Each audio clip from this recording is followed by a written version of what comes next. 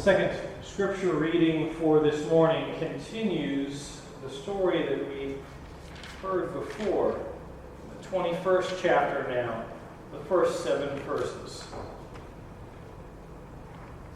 The Lord dealt with Sarah as he had said, and the Lord did for Sarah as she had promised. Sarah conceived and bore Abraham a son in his old age, at the time of which God had spoken to him.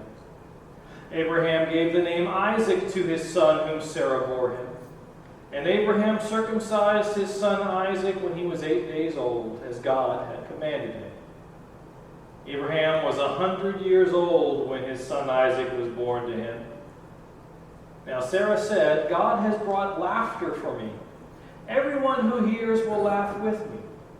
And she said, who would ever have said to Abraham that Sarah would nurse children? Yet I have borne him a son in his old age. May God's blessing continue to flow from the experiences of Scripture on this day. May it guide the meditations of our hearts and the words of my lips.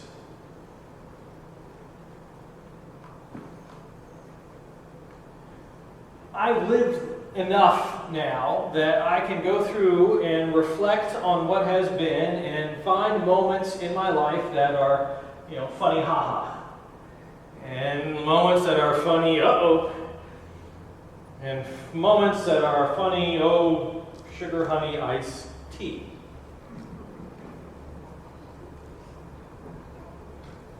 We often read Scripture as though it is a very serious business when we go about it. It's read sometimes as if it is the ingredients on the box of Pop-Tarts, unpronounceable and surely not to feed you.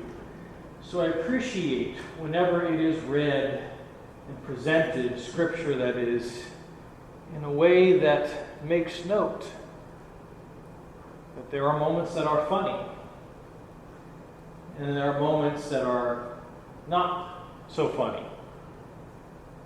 I also am coming at this as a child who was in his prime TV watching days when America's Funniest Home Videos first rolled out.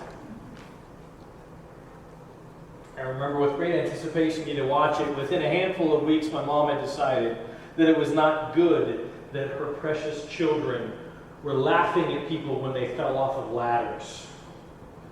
Funny uh-oh. So now I'm in a place where falling off a ladder isn't funny. For I am a subject of gravity when I do, and I don't get up so quickly. But when I do get up, I can laugh about it. Funny ha-ha. Then there are those moments. There are those moments when something happens and it's funny until it sinks in. Dear God, if you just get me through this moment, I promise I'll go into the ministry. You laugh. That's how we got Martin Luther. Dear God, I've accepted this call to ministry. I'll go wherever you send me, as long as it's not, exactly where you're sending me. Now, it's not just ministry. We might have these feelings. I'm sure some of us have found ourselves in positions, I'm thinking especially of those who had been in the service, where you were sent somewhere you really didn't want to go. It might have been funny until it happened to you. This story has laughter at the core of it. We didn't read all of it, but this story is a story that revolves around a promise of God for a child. Right? We're talking about a 25-year window between when Abram and Sarai get the promise and when the promise is fulfilled. 25-year window. I don't have that kind of patience in my life. But that's okay. God finds me funny. We picked up the story near the end as this promise is coming to its culmination. Abram, in the heat of the day, is sitting a nice shaded spot when guests arrive. Now, hospitality in the ancient world, this is serious business because it could be life or death, especially if it's in the heat of the day. And so we should not be surprised that Abram does something that would be, on face value, quite funny to see. An individual who is of a blessed number of years, jumping up, hoisting his robe, and running. That's funny. That's funny, haha. And he goes out to greet these individuals, and he says, I'm so glad you're here. What can I do for you? And they end up having this meal. Now, the meal itself, when Abraham talks about it, is not a really high-end meal. I'll get you a little bit of bread. Maybe I'll get you a little bit of juice. Just a little something to sustain you because it's hot out. But then I picture again Abraham, an individual of blessed years, pulling up his tunic, his robe, just enough that he can scuttle off back to where his wife Sarah is at and says, I need a feast.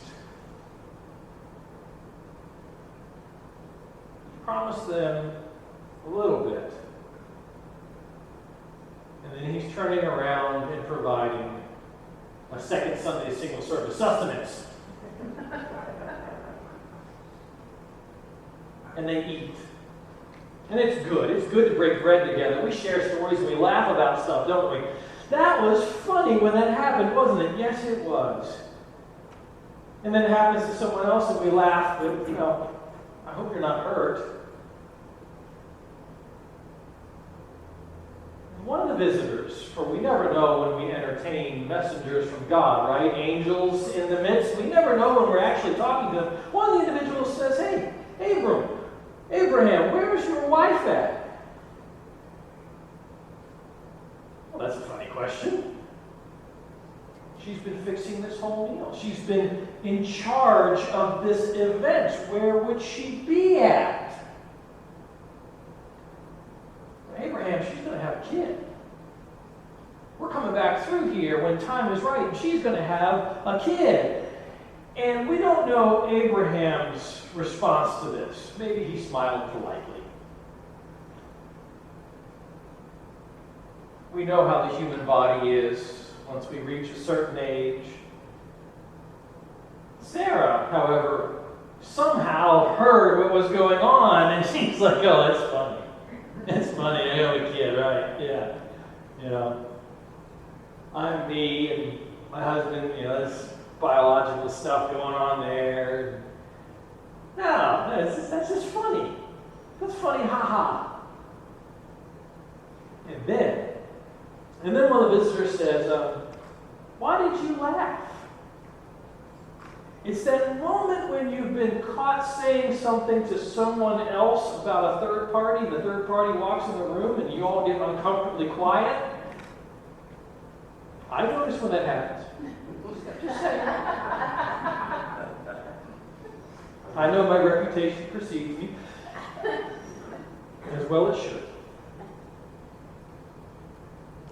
It's not funny ha-ha anymore. It's funny uh-oh. Still kind of humorous, but it's gotten a little serious now. And then the three visitors go away. They go away until the season comes. Now, they've been waiting 25 years for this season to show up, and in the 25 years that this has taken place from the initial promise to the point of its fulfillment, Abram and Sarai have done lots of things to try to make the promise come to fruition on their own. There have been enslaved women involved in the household. There have been enslaved men who have been adopted in as family members. There have been times when Abraham has passed his wife off as his sister for fear of what might happen to her or him. All things that looking back, we might go, "That's funny that we did that." And then the time comes. The moment arrives when Sarah realizes that she is hosting. She's expecting. Scripture says Abraham was 100 years old when the baby was born. Sarah wasn't far behind. Funny ha-ha went to funny uh-oh, went to funny oh in about 9 months.